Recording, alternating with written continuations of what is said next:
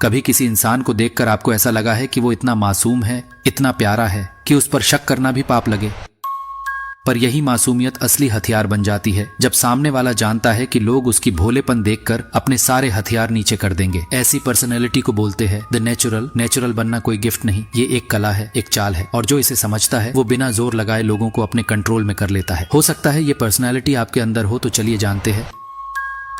बचपन एक ऐसा सुनहरा सपना है जिसे हम जिंदगी भर, चाहे हमें इसका एहसास हो या ना हो, दोबारा जीने की कोशिश करते रहते हैं। नेचुरल पर्सनालिटी वाला इंसान उसी गुण को अपने अंदर समेटे होते हैं जो हम बचपन में महसूस करते थे, सहजता, सच्चाई और बिल्कुल भी बनावटी नहीं होना। जब ऐसे लोगों के साथ होते हैं तो दिल एकदम हल्का महसूस करता है, जैसे बचपन की वो बेफिक्री वापस लौट आई हो। वो खेल खिलखिलाहट का माहौल जिसमें कोई दिखावा नहीं, सिर्फ खुशी होती है। नेचुरल लोग अपनी कमजोरियों को भी एक खूबसूरत ताकत में बदल देते हैं। उनकी बातों या हालातों में कुछ ऐसा होता है कि हमारा दिल उनके लिए पसीज जाता है। हम उन्हें समझना चाहते हैं, उनका साथ देना चाहते हैं, जैसे कोई मासूम बच्चा हो जिसे हम गले लगाकर कहें मैं हूं ना। तो अगर आप भी लोगों के दिल में जगह बनाना चाहते हैं तो नेचुरल पर्सनैलिटी में चेंज होना आपके लिए फायदेमंद है। इससे लोगों की अंदरूनी दीवारें खुद ब खुद गिर जाएंगी और फिर उनकी आंखों में आपके लिए वही मासूम सी मुस्कान होगी जो कभी उन्होंने अपने बचपन में महसूस की थी। बिल्कुल वैसे ही जैसे कोई बचपन की प्यारी याद अचानक दिल को छू जाए। तो चलिए जानते हैं किस तरह ये पर्सनैलिटी में अपने आप को चेंज किया जाए।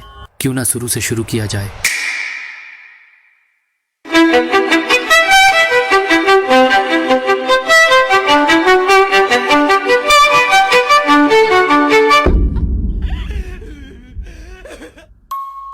अब मैं जो आपको सुनाने जा रहा हूँ वो है नेचुरल आकर्षण के 4 रूप। ये वे लोग होते हैं जो बड़े तो हो जाते हैं लेकिन उनके अंदर बचपन का जादू बाकी रहता है और यही उन्हें सबसे ज्यादा मोहक बनाता है। पहला, द इनोसेंट। मासूमियत की असली पहचान होती है कमजोरी और दुनिया को समझ न पाना। बच्चा अपनी मासूमियत को बचा नहीं सकता और यही उसकी सबसे प्यारी बात बन जाती है। वो अच्छाई बुराई की समझ से परे होता है। उसकी आंखों से दुनिया बिल्कुल साफ और सीधी लगती है। बच्चों की यही मासूम गलतफहमियां हमें हंसाती हैं और उनकी कमजोरी हमारा दिल पिघला देती है। जब हंसी और सहानुभूति एक साथ आ जाए तो वो जादू बन जाता है। अब बड़े होकर कोई इंसान पूरी तरह मासूम तो नहीं रह सकता, लेकिन कुछ लोग उस बचपन की नजर को बचा कर रखते हैं। वो जानबूझकर अपने आप को थोड़ा कमजोर दिखाते हैं, थोड़े भोले भाले बन जाते हैं ताकि लोग उन्हें समझें, चाहें और पास आएं। दूसरा, दीम। शरारती बच्चे बेखौफ होते हैं। उन्हें यह फर्क नहीं पड़ता कि उनकी हरकतों का क्या अंजाम हो सकता है। न उन्हें ये डर होता है कि कोई बुरा मान जाएगा, न ही ये कि खुद चोट खा सकते हैं। उनकी ये बिंदास ऊर्जा हमें अपनी तरफ खींचती है क्योंकि हम खुद भी भीतर से चाहते हैं कि हम भी कभी कभी ऐसे निडर,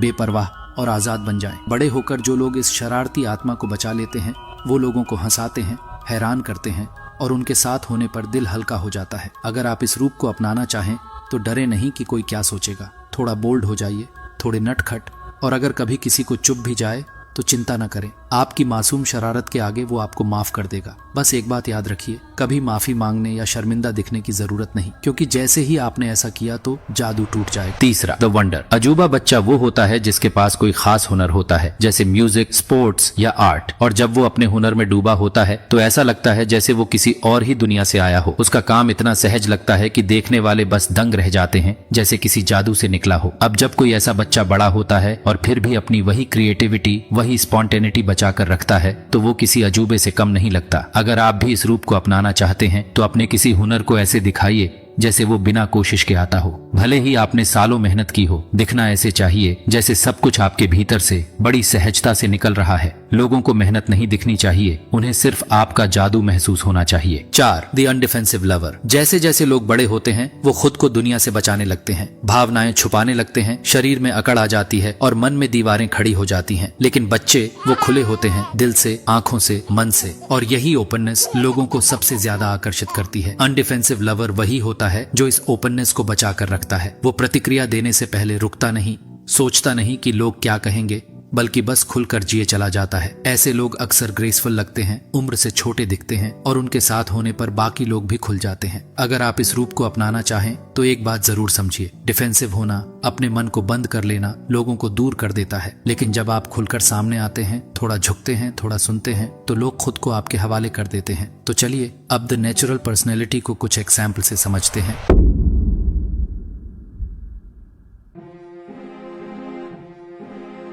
एक वक्त की बात है, इंग्लैंड की तंग गलियों में एक छोटा बच्चा बड़ा हो रहा था। नाम था चार्ली चैपलिन। घर में गरीबी थी, माँ बीमार थी और हालात इतने बुरे हो गए कि माँ को पागल खाने में भेज दिया गया। उस उम्र में जब बच्चे स्कूल जाते हैं, चार्ली को काम पर जाना पड़ा, पेट पालने के लिए, जिंदा रहने के लिए। किस्मत से एक दिन उसे वॉडविल मतलब एक तरह का स्टेज शो में काम मिल गया। वहाँ थोड़ा बहुत नाम कमाया, मगर चार्ली के दिल में कुछ और ही चल रहा था। वो सिर्फ स्टेज पर तालियां नहीं चाहता था, उसे दुनिया जीतनी थी। साल था 1910, उम्र सिर्फ 19 साल और सपना था हॉलीवुड का। अकेला चार्ली अमेरिका पहुंचा। जेब में ज्यादा पैसे नहीं थे, लेकिन आंखों में चमक और दिल में जुनून था। शुरुआत में काम मिला, मगर कुछ खास नहीं चला। सब कहते थे तू फिजिकल कॉमेडी में अच्छा नहीं है, बस्टर कीटन जैसे करतब नहीं आते तुझे। लेकिन चार्ली मानने वाला नहीं था।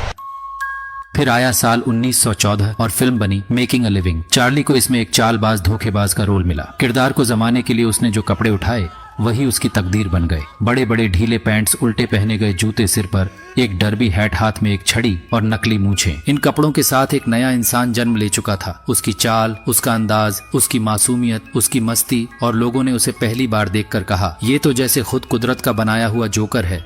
लोगों को उस किरदार में एक मासूम बच्चा दिखा, वो बच्चा जो इस दुनिया को भोली नजरों से देखता है, जिसे समझ नहीं आती चालाकी, चालबाजी और जालिम दुनिया की असलियत। चार्ली ने इसी मासूमियत को अपना हथियार बना लिया। हर फिल्म में वो किरदार और भी मासूम बनता चला गया। द बैंक में एक चौकीदार जो चोरों के बीच भीरों की तरह सपना देखता है। फिर चार्ली ने कुछ फिल्म में किरदार निभाए। द पॉन ब्रोकर में एक नौसिखिया सहायक जो सब गड़बड़ कर देता है। शोल्डर आर्म्स में युद्ध की खौफनाक ट्रेंचेस में भी एक बच्चा जो मासूमियत से लड़ता है। और मजेदार बात ये, चार्ली जानबूझकर ऐसे एक्टर्स के साथ काम करता था जो उससे कद में बड़े हों, ताकि पर्दे पर वो बच्चा लगे और बाकी सब बड़े बुजुर्ग, मतलब दुनिया उसके सामने विशाल, सख्त और डरावनी दिखे। धीरे धीरे चार्ली का किरदार और उसकी असली जिंदगी एक हो गए। वो अपने बचपन को नहीं भूला था, उल्टा उसमें जी रहा था। इजी स्ट्रीट फिल्म के लिए उसने पूरा सेट बनवाया जो हूबहू उसके बचपन की लंदन की गलियों जैसा था। वो बड़ों पर भरोसा नहीं करता था, उसे बच्चों या दिल से जवान लोगों की संगत पसंद थी। शायद इसलिए उसकी ज्यादातर बीवियां भी किशोर उम्र की थीं। चार्ली चैपलिन कोई मामूली जोकर नहीं था। वो एक ऐसा बच्चा था जो बड़ा होते होते भी बचपन की मासूमियत, मस्ती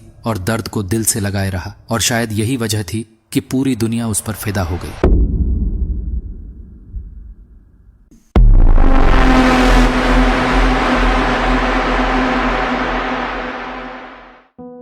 चार्ली चैपलिन एक ऐसा नाम जो आज भी जब लिया जाता है तो लोगों के चेहरे पर मुस्कान और आंखों में हल्की सी नमी आ जाती है। वो कोई आम कॉमेडियन नहीं था।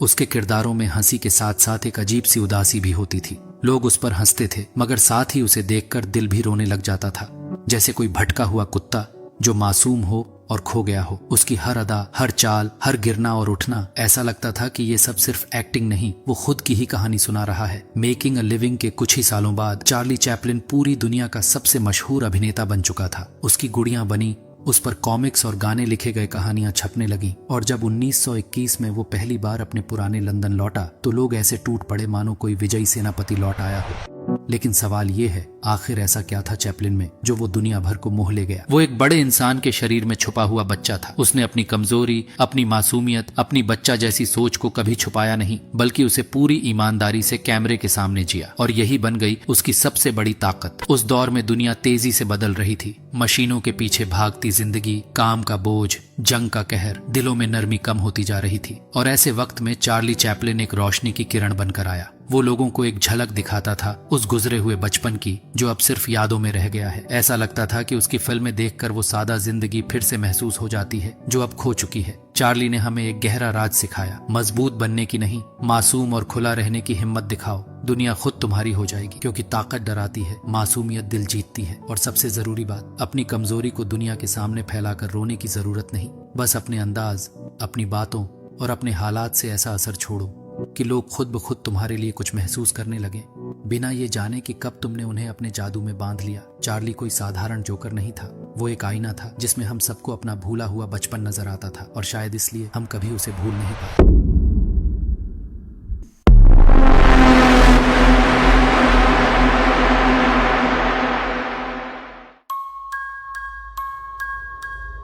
एक 1925 पेरिस शहर में एक अजीब सी बेचैनी थी। रिव्यू नेग्र नाम का एक नया शो खुलने वाला था, और ये पहली बार था कि अमेरिका के रेस्टलेसनेस कलाकार पेरिस के रंगमंच पर उतरने वाले थे। जैज, ब्लूज और उस वक्त अमेरिका की वाइल्ड कल्चर, पेरिस उसे देखने को बेताब था। शो शानदार था, मगर जब आखिरी नंबर शुरू हुआ, एक लंबी दुबली गजब की खूबसूरत लड़की स्टेज पर उतरी तो जैसे पूरा हॉल जादू में डूब गया। जोसेफीन बेकर, सिर्फ 20 साल की, बिना ब्लाउज के, बस पंखों से बनी एक स्कर्ट पहने, गले और टखनों पर भी पंख बंधे हुए वो नाच रही थी। मगर सिर्फ शरीर नहीं, उसकी रूह थिरक रही थी। उसके पैर, उसकी कमर, उसकी पीठ, सब कुछ ऐसा लग रहा था मानो कोई प्राचीन आत्मा उसमें उतर आई हो। और फिर उसका चेहरा मस्ती, मासूमियत और थोड़ी सी शरारत से भरा। वो एक साथ कामुक भी थी और बच्ची जैसी भी। अगली सुबह पूरे पेरिस में बस एक ही नाम था, जोसेफीन। जल्द ही उसका चेहरा पोस्टरों पर छा गया। बेकर फिक्स नाम का हेयर जेल बिकने लगा। महिलाएं उसके जैसे बाल बनाने लगी, यहाँ तक कि त्वचा को थोड़ा काला करने का ट्रेंड भी शुरू हो गया। लेकिन जोसेफीन कोई रॉयल्टी नहीं थी, ना ही कोई शाही ट्रेनिंग से आई स्टार। वो तो ईस्ट स्ट्रीट लुइस की तंग गलियों में पली लड़की थी,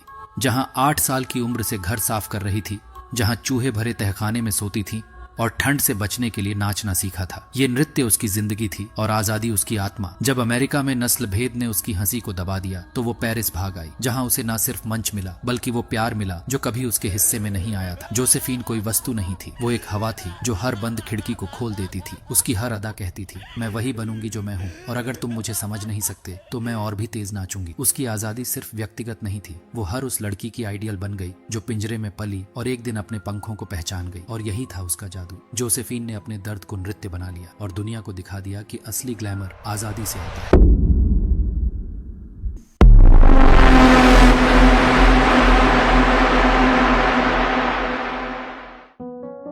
जोसेफीन को पता था पेरिस का प्यार स्थायी नहीं होता। वो जानती थी कि शोहरत एक लहर है जो चढ़ती है फिर उतर भी जाती है। इसलिए उसने फैसला किया, अब मैं खेल की नियम बनाएंगी। सबसे पहले उसने किसी एक क्लब या थिएटर से बंधना ठुकरा दिया। कॉन्ट्रैक्ट तोड़ देना उसका स्टाइल बन गया। वो हमेशा कहती, मैं यहाँ हूँ लेकिन जरूरी नहीं कि रहूं। ये फ्रीडम, ये अनसर्टेनिटी लोगों को पागल कर देती। शो प्रमोटर उसके पीछे भागते, पब्लिक उसकी दीवानी थी क्योंकि वो किसी की नहीं थी। दूसरा, वो जानती थी कि फ्रेंच समाज को ब्लैक कल्चर में असली प्यार नहीं बल्कि एक मनोरंजक कार्टून दिखाई देता था। तो जोसेफीन ने इसे भी खेल बना दिया। वो कभी जंगल डांसर बनती तो कभी पेरिस की सबसे एलिगेंट महिला, एक पल बच्ची जैसी, दूसरे पल फैशन आइकन। हर रूप में वो कहती, ये मेरा अभिनय है और मैं इस रोल में शानदार हूँ। वो कभी किसी फ्रेम में फिट नहीं हुई बल्कि उसने हर फ्रेम तोड़ डाले।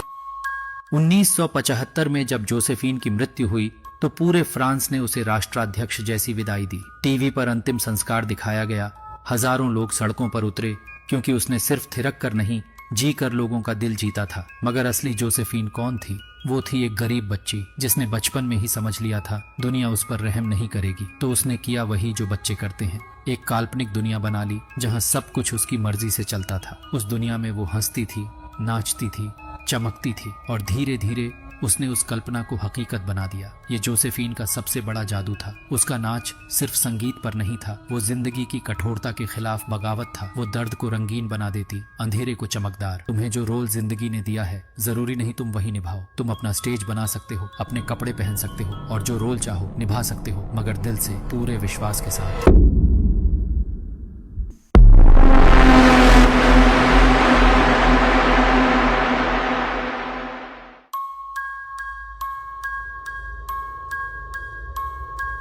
ये पर्सनालिटी अट्रैक्टिव हो सकती है लेकिन यह चिढ़ पैदा करने वाला भी हो सकता है। जो मासूम होते हैं उन्हें दुनिया का कोई अनुभव नहीं होता और उनकी मिठास कुछ समय बाद बोझिल लगने लगती है। इसलिए सबसे अधिक आकर्षक नेचुरल वे होते हैं जो जोसेफीन बेकर की तरह अपने बचपन के साथ वयस्क अनुभव और समझदारी को भी जोड़ते हैं। यह गुणों का यही मिश्रण सबसे लुभावना होता है। समाज बहुत अधिक नेचुरल लोगों को सहन नहीं कर सकता। अगर चार्ली चैपलिन जैसे लोग हर तरफ हों तो उनकी मोहकता जल्दी ही फीकी पड़ जाएगी। वैसे भी आमतौर पर केवल कलाकार या वे लोग जिनके पास भरपूर खाली समय होता है इस छवि को पूरी तरह जी सकते हैं। नेचुरल व्यक्तित्व को सबसे अच्छा उपयोग खास परिस्थितियों में किया जा सकता है जब थोड़ी सी मासूमियत या चंचलता किसी के बचाव को कमजोर कर सकती है। इसी तरह नेचुरल के आकर्षण वाले गुण उस व्यक्ति में अधिक असरदार होते हैं जो अभी भी उम्र में इतना छोटा हो कि वह स्वाभाविक लगे। जैसे जैसे उम्र बढ़ती है ये गुण उतने प्रभावशाली नहीं रहते। इसलिए जैसे जैसे आपकी उम्र बढ़ती है आपकी नेचुरल विशेषताएं मासूमियत से ज्यादा एक खुली आत्मा को प्रकट करें। एक ऐसी मासूमियत को नहीं